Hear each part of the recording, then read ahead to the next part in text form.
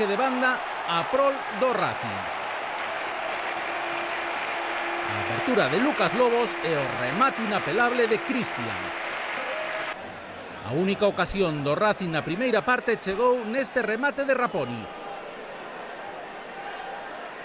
A partir de aquí o encontro converteuse nun monólogo do Cádiz, con sucesión de oportunidades.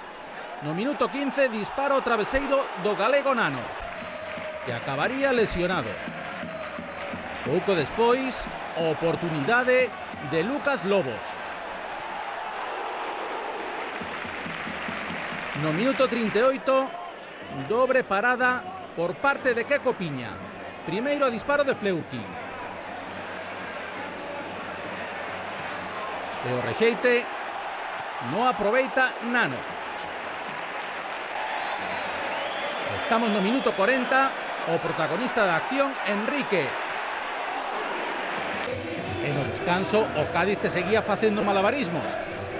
Na segunda metade, no Racing entra Prince, pero continuaba o dominio do Cádiz. Dani vai ser o protagonista desta nova acción para o conxunto andaluz. E no minuto 57, a mellor xogada do Racing. Non se perdan este remate de la Matina e a resposta de Contreras. Pero no minuto 65 ia chegar o mazazo para o Racing con este cabezazo de Enrique a centro de Nano. Era o 2-0.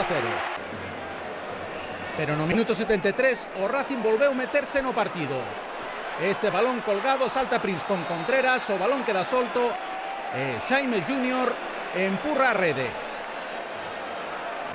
Sen embargo, habería pouco tempo para celebralo, porque no minuto 84 Dani, nesta boa acción individual, lograba o 3-1. Con este tanto, o Cádiz prácticamente sentenciaba o partido, xa que 2 minutos despois Xarpenet, vía o segundo cartón amarelo, deixaba o seu equipo en inferioridade. Era a quinta expulsión nos 3 últimas xornadas para o Racing, que suma a súa 9ª